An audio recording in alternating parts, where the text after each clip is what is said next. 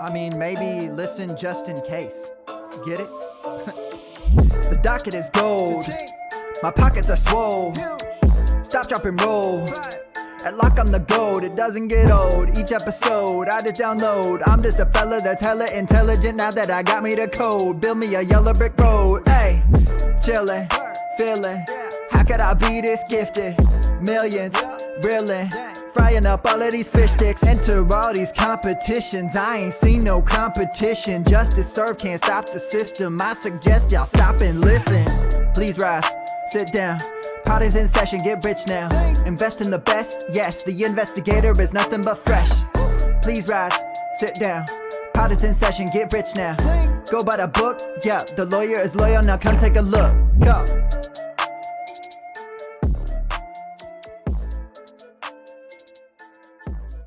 Okay, let's go. Welcome to the DFS Docket on sportsradiodetroit.com and sidelinesquad.com. Abe, the DFS detective, Josh Faber here with you. Wide receiver special week. And if you weren't watching last week, and I don't know why you wouldn't be because it's one of our best shows of all time, we had the one, the only Detroit BC join us. And so Josh and I were talking earlier today, and Josh, you can back me up on this. And we said, you know, we kind of had a half episode last week. We tried to get through the full thing, and then, of course, you know, baby woke up, and I had to go, and we get so deep into these conversations that nothing ever goes as planned. So we said, let's continue with the wide receiver show. And then let's have Chris on again. So we welcome the one, the only Chris Rodman at Detroit BC. Gentlemen, good evening. What's going on? And yeah, I mean, look, you know, we started this with our good friend Chris last week. We're going to finish it with him. You know, it's only right. Bring him back. Let him say his piece on receivers. God knows he's smarter than we are, so never hurts to have him on. Well, thank you. I can't remember if ever somebody said that I'm smarter than other people in the room. I'm for sure never the smartest man in the room, but maybe I'm going to take you guys up on this one here this evening. I'm the smartest man in the room here. Is that cool? I mean, it's factual. I love the moniker. But I'm excited for the show. You know, wide receiver is just a fun position to talk about. You know, we're going to get into more risers and fallers like we did last week at the position. So I don't want to kind of spoil the conversation, but it's just, you know, wide receiver is a weird one. You could have gone Michael Thomas and Kenny Galladay first and second rounds last year, and those could have been legitimate picks, and you came in last in your league. And likewise, you could have waited till, the fourth, fifth, maybe even sixth round and ended up with DK Metcalf and Stefan Diggs as your receivers if you waited, and you could have easily won your league, you know. So it's a fun position, it's a crazy position, and it's a deep one, but you got to hit them right. And it's pretty wild where going to draft season last year, there's all this talk of zero RB drafts and zero wide receiver drafts and things like that, where if you went zero wide receiver and running back heavy, most likely you probably did okay, because generally speaking, you can get, I mean, Keenan Allen, for example, was going in the fourth, fifth round last year. That dude was just an absolute monster. And we're going to talk all our risers, fallers, review of last year's guys. But before we start with all that, I must tell you about our newest sponsor and our newest friends at shopdiamondjersey.com. Go check them out. Shopdiamondjersey.com. Check them out on Twitter at Diamond Apparel. And let me tell you this. What these people do is they manufacture and sell NFL and NBA jerseys. Now, Josh, if you went to NFL.com and you wanted to get yourself a J.J. Watt Houston Texans jersey, that's probably going to cost you, my guess, $115 plus shipping. $125. Yeah, $125 and shipping. You're up there. If you wanted to get an NBA jersey, if you wanted a Steph Curry jersey on NBA.com, you're probably looking $85 to $100 if it's on sale. At Diamond Apparel and at shopdiamondjersey.com, you are getting an NFL jersey for $50. You're getting an NBA jersey for $45. And here's what's even better. If you spend $95, if you get 2 jerseys, which is basically buy one, get one free, and you use our promo code Docket, DOCKET, for all those that can't spell, you use that code, they're going to take $20 off. I'm sorry.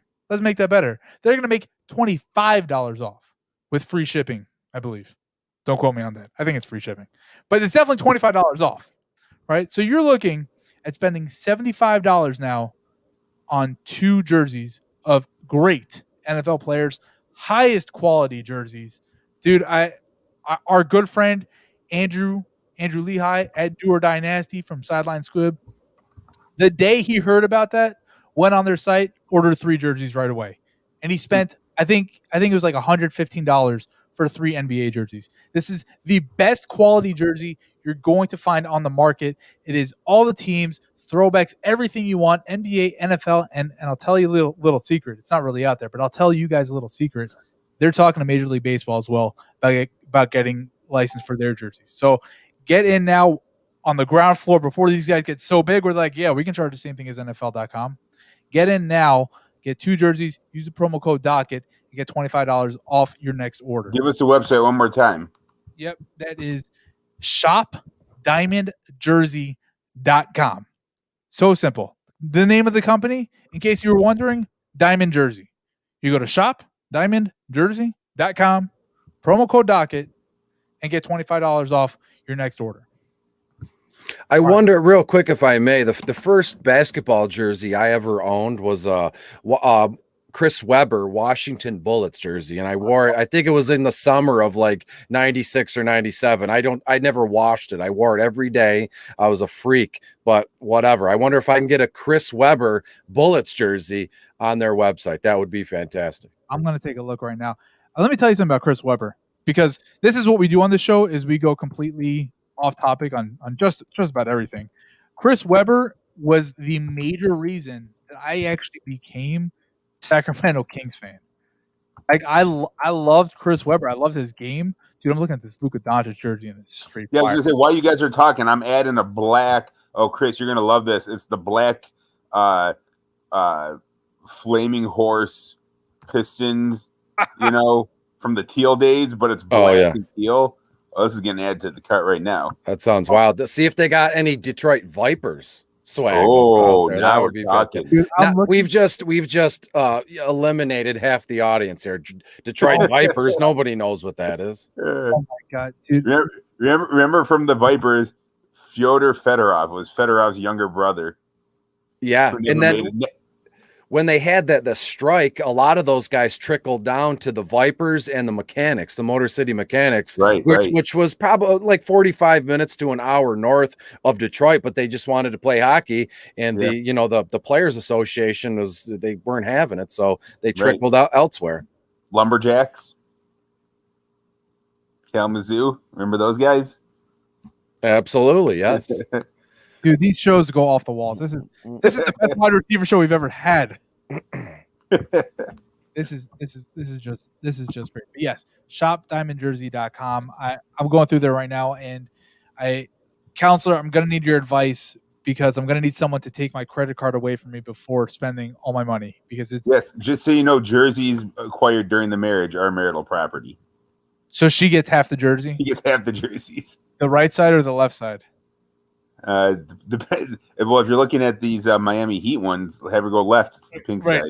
So, okay, before we get into the show, because Andrew actually bought, I think it was a Tyler Hero, the blue and pink jerseys. Yep. Are you guys for or against? Because I'll tell you this, I'm completely against these jerseys. I think they I'm all in. I'm all in. I'm all in on those. Dude, it looks like something you wear to a baby reveal party. Dude, you know how I dress.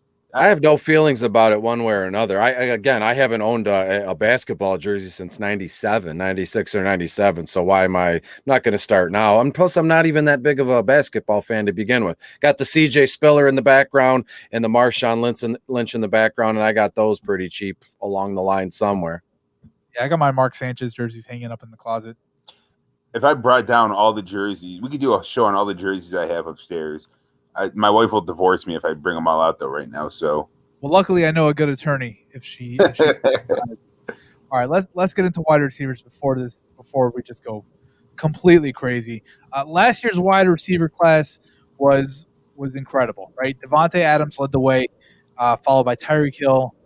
A surprise to most in Steph Diggs, Calvin Ridley, DeAndre Hopkins, and then the guy that a lot of people believe should have been Rookie of the Year, Justin Jefferson, round out the top 6. Chris, who are some receivers from last year that really stood out in a way that really surprised you? And then who's rising and falling for your 2021 draft board? Well, I'd be stupid or silly to not have Stefan Diggs as my number one surprise from last year. If you look at what he did last year, it was unbelievable. And Josh actually opened the show once we started to get roll before the promo derailed us here. But Stefan Diggs was able to be had. I saw him in certain drafts, 5th, 6th round, and he was a league winner. People throw that term around so much during the season. Grab this guy, he's a league winner. So much so, I don't think people actually know what that means at this point. When Stefan Diggs was a league winner, if you can grab a guy like him in the 5th or 6th round, that means there was 4 or 5 rounds in front of that where you were able to stack talent and really do well. So Stefan Diggs, was he a product of Josh Allen being completely going nuts and having like a massively fantastic breakout season? Yes, but you still have to catch the ball. He still has to run for those yards. He still catches those touchdown passes. So Stefan Diggs to me, and if you look at it now, his ADP is probably around 18th overall, which is fitting, but I have to believe that in some of the mock drafts that we do, or even in regular real life make it count kind of drafts, Diggs is going to be taken fairly early before that, which is fine, but people are going to make that mistake. They see Diggs, they think you equate someone like that as, oh, he was a league winner last year, but people move on fast. This thing is always changing. So if you take him too early, you're still fine, but just don't say I'm going to draft him in the 2nd round and he's still going to be a league winner at that price. There still is value and not value in some of these guys here. Keenan Allen, as you mentioned, he's looking to be like 24th or 25th overall, and I'm almost certain we can count on Keenan Allen to just be forgotten about in drafts. That's just what he's done. And I believe you said it to start the show, that Keenan Allen was a monster. He's always been a PPR guy, a target hog. And I love the idea of him being able to grow and learn as Justin Herbert is growing and learning. Now, again, Keenan Allen is in his late 20s. So to say he's going to break out or grow and learn is probably not factual, but as Justin Herbert kind of, blossoms into his own right, Keenan Allen is going to be fantastic. Mike Evans, another guy who Josh mentioned early in the broadcast. So we didn't compare notes or anything, but there was a lot of, comparisons or, being on the same page per usual here. I was in a live mock draft this time last year, had, 2 followers, had nothing going on, was really never on a broadcast. It was with some guys that I knew were hanging out, and it was a running joke. Mike Evans fell to like the 6th, 7th round because after like the 4th or 5th, people said, well, I don't want him. And everybody's looking around in the draft room. Well, I don't want him. And look what happened. Mike Evans was fantastic this season. Guy won a Super Bowl this year. A guy that's a faller for me is Juju Smith-Schuster. At his ADP right now, and again, take this stuff with a grain of salt. It's only the 23rd of February. We have months on end before anything of substance happens here. But Juju Smith-Schuster is about, you can just call it 27th overall here. And again, I don't know where he's going to go. He's surely not going to be back in Pittsburgh. This team is bringing back Ben Roethlisberger. Massive mistake in my eyes, but I'm not paid for that here. But Deontay Johnson and Chase Claypool are going to anchor that team in terms of wide receivers for a long time. And I'm sure Juju would love to come back, but he's going to be commanding what, $9 million a season, $10 million a season, and Pittsburgh just isn't going to pay that. They don't need to with Deontay and Chase Claypool here. So I don't know where Juju's going to go, but surely wherever he goes, he's not going to be the wide receiver one. I just don't think the kid has it in him. Juju is very young, 23, 24, already been in the league a few seasons. I just don't think Juju is a wide receiver one, and I've said it a million times here. Michael Thomas has fallen from grace. I don't want to say that, but he's going 30th overall right now in mock drafts, whereas in season he was a top 5 pick, and that wasn't even questioned. People drafted him. Those are the people that kind of got blown out in their fantasy leagues. When you blow a top 5 pick like that, it's hard to come back from. And one more guy I want to mention, I could talk forever with you guys. It's T. Higgins, the rookie. He was a rookie last season in Cincinnati. Him and Joe Burrow had great chemistry. Joe Burrow went down with the leg injury, and T. Higgins kind of kept some of that same value, but for the simple fact that we don't know when Joe Burrow is going to be back. Surely to miss the start of the season, and go out and grab T. Higgins now. You can get him at a massive discount, and it's going to be okay long term. Dynasty leagues, I'm doing everything and anything I can to acquire T. Higgins. So redraft leagues, maybe we'll revisit this topic at a later date, boys. Can I make, Josh, before you get to your guys, can I make an argument for Juju where, Chris, absolutely, you brought up something very interesting as to Juju most likely won't be the number 1 receiver wherever he goes, right? In all realisticness, that's probably the case. But can I make the argument that his best fantasy years were actually when he wasn't the number 1, when he was behind Antonio Brown and he was the 2, and he was really able to excel in that slot receiver role where he was a PPR machine, he was scoring a bunch of touchdowns. I think him moving on from Pittsburgh is actually going to increase his value because wherever he's going to go, he's not going to be the number 1 guy. Absolutely, and I'm with you 100%. But even then, he needed, Antonio Brown for him to do anything of note here. So to me, if he goes elsewhere, I've been on many broadcasts, and anytime someone brings up Juju, I mentioned. didn't realize you've been on a lot of broadcasts. Just a few, nothing crazy. You may or may not have seen my face or my at Detroit Beastie here. But I think Juju going to, let's say, Arizona. Let's dig into that one real quick. If he goes to Arizona, he could be unbelievably good for our fantasy teams. You have DeAndre Hopkins, who would be the unquestioned wide receiver 1 there, and then that would allow Juju to do kind of what he wants, given the fact that Kyler Murray can beat you on the ground with his legs. Kenyan Drake is the running back. Who knows there? There's a few fits here that I think would be beneficial to Juju. But again, if he needs a wide receiver 1 on the team for him to do anything of note, then that by default doesn't make him a wide receiver 1. Let's say he goes to San Francisco or Seattle. They already have established wide receiver 1s on those teams. Maybe San Francisco, Ayuk and Debo are kind of fighting it out here, but Juju would be second or third in that one here. So I agree. I agree with that 100%, Chris. Juju is capable of wide receiver 1 numbers, but he is not capable of wide receiver 1 numbers when he is the wide receiver 1. Yeah. His rookie year was very good, a stellar rookie year, and then obviously we know what he was in year 2.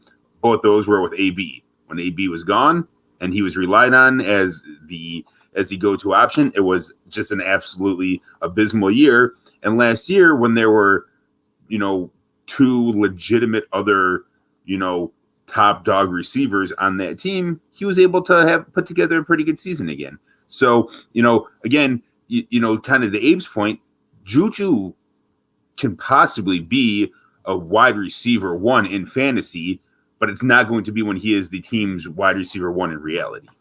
And realistically, so people are paying that wide receiver 1 premium for him, and all you're really getting is wide receiver 2. And in some cases, we've seen wide receiver 3 numbers. So to me, there's no value to be had there because everybody I've come across, they think Juju is a wide receiver 1. And you're not going to hustle me. You're not going to pull the wool over my eyes. I'm not paying wide receiver 1 prices for Juju Smith-Schuster. I'll let some other poor schlub in my leagues do that. And if he does put up wide receiver 1 numbers, that's fine. But what's the likelihood that happens? I'm saying slim to none. Therefore, like Shark Tank, I'm out. But don't you think that Juju lost so much value last year that he potentially is going 8th, 9th round right now in a startup or in a redraft even, where you can potentially get wide receiver 1 numbers out of the guy. We know it. We've seen it. We know he has the potential to do that. So can you make the argument that drafting him late might be the biggest steal of anything going forward in 2021? Well, yeah, absolutely. To get a guy of Juju's caliber in the 9th round would be unbelievably. I'd be on that all day, but that's not realistic as it stands right now, based on everything that we've all been doing in mocks on Fantasy Football Calculator. They take all that data and they plug it in there. And right now, Juju is looking to be 26th or 27th overall. So round 9, there's a major disconnect here. But again, I would agree with you. Most of these guys in the 9th or 10th round would be great. Chris, 27th overall or the 27th wide receiver? 27th overall, 26.9. So like a 3rd round pick. Correct. Yeah. At the best, that's where it is. But he's fallen. If you look at some of the data that I'm looking at now, you'll see that like that's the very best. That's peak where Juju is going. So obviously you don't have to do that, but that's just for people like us that get on, broadcast or we write stuff. That's like the higher end of where he's going. Personally, been in a few mock drafts, few rookie drafts, a mock startup draft, and I saw Juju in the 4th round, which is great. Like round 4, pick 5, round 4, pick 7 there, and that's cool with me. I still don't. There's still too many other kids or players that I would prefer over him. By round 4 or round 5 in a dynasty startup, I've already drafted 2 and most times 3 very young studly wide receivers. So again, I'm out on Juju. Josh, where are the receivers that you like this year? Well, in terms of sticking with the risers and fallers theme, there's a couple obviously top ones that I love that are obvious. Obviously, we talked about Justin Jefferson last week, how after year 1 on pace to be the greatest receiver of all time with those numbers he put up. He very easily played himself into the top 5, top 6 overall wide receiver discussion, and by virtue of that, not a 1st round pick. Just considering the value and the depth of receivers still going into next year, but easily early 2nd round. Next year. Obviously, totally in agreement with Chris with Diggs. Obviously, that's the obvious one. Another guy that there was obviously some hype around him last year, but really played himself again into that top 5, receiver discussion is Calvin Ridley. And what's really interesting about Calvin Ridley is that kind of ties into the fallers too, because that kind of ties in nicely to the receiver to the fallers, because Julio, who was still a back end of the 1st, in some cases usually early 2nd round pick. You're not taking Julio in the 1st or 2nd round next year, maybe not even the 3rd next year. And there's really that flip flop there. Ridley, who was last year in half PPR, being drafted as a 17th overall receiver, and now is going to be a top 5 receiver. I think he's a clear riser. Another guy that I really like in the rising category, and he's kind of a lower end guy, but someone to focus on, Curtis Samuel. Curtis Samuel was being his numbers. I think he was the 180th player overall being drafted. And when you do the math on a 12-team league, that's 15th round. If you're getting drafted in the 15th round, that means in some leagues you're not being drafted at all. 10-team leagues, you're not getting drafted when you're 15th in a 12-team league. And to put up the numbers he did to finish as a top 25 receiver in a kind of just like a goofy Carolina offense. Depending on where he ends up, if he ends up in the right situation, you were talking about Juju going to Arizona. Imagine, Curtis Samuel ending up in Arizona with guys like Christian Kirk and obviously Nook opening it up wide. Have Curtis Samuel going over the middle there.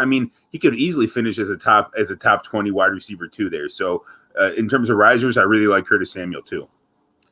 I love Curtis Samuel. I loved him a couple of years ago. Let me ask you guys about this. And before I start this, I just need to apologize to everyone out there. Our show is going to be incredibly short tonight. Little personal things coming up right now, so we're gonna have to wrap up pretty quickly. Let me give you guys two names, and we'll go through them real quick. AJ Brown is going to go through the roof this year because with no Corey Davis and with an expanded passing game, AJ Brown to the moon. My biggest faller is going to be Tyler Lockett. And by the way, we have a private chat going on. You both basically said the exact same thing. I just want both of you guys to know and realize that. Always on the same page. Yep. Detroit's always on the mind. I got you guys. Tyler Lockett. I mean, there's a big debate going into last year. Who's the Seattle guy? Is it Lockett or is it Metcalf? And Metcalf is obviously clearly shown that he's the number one option there over Tyler Lockett. Tyler Lockett this year had what? 3 games that he was winning games for you. 3 games where he was just absolutely outstanding. And then the rest of the season was nothing, was a nobody, was putting up goose eggs. He was unplayable. He was borderline droppable towards the end of the season. And Seattle fired their offensive coordinator, Brian Schottenheimer, because he wanted to pass a little more. And so that Seattle offense is going to be run heavy throughout the entire 2021 season. Where do you picking up on that? And I know we're kind of cutting it short. What do you make of the whole Seattle situation with Russ being unhappy if he stays, the old line not looking great? Obviously, how they started off setting the world on fire, and then obviously fizzled. Is DK a top 10 receiver next year? Oh, absolutely. Yeah, I agree. Absolutely. Yeah, I think that was all just nonsense. Like Russ, and we've never met Russell Wilson before, but does he strike you as a guy who's in the locker room or on the practice field saying, I hate what we're doing here, I want out of here? He's just not that kind of guy. I think it was kind of blown out of proportion. Just like, just a simple comment by some beat writer picked up some steam, and you know how social media is. So Russ isn't going anywhere. Right. No, I mean, look, what he said is basically, the offensive line hasn't been protecting me. Yeah, we all know it. We all see it.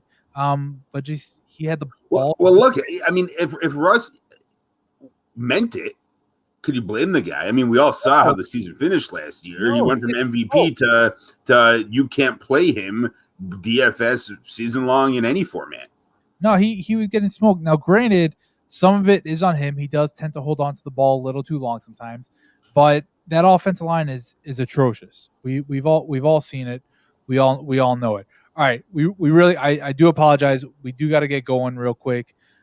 Chris, thanks as always. I'm sure this is not going to be the last time we see or hear from you. So follow him at Detroit Beastie. You can find him on Twitter, and he writes so much. I honestly don't know how he has time for a full-time job. Hey, just Pepto from now on. We don't have to cut the show short. Says the guy that fell asleep on his couch. Wow, you were big timing me with other shows. What was I going to do? I was killing time sitting here doing research, and I passed out. I apologize, everybody. He's awake now. Leave it alone. Be safe, and when you go out, and be good and be safe. All right, talk to you guys soon. With that, the courtroom is now closed.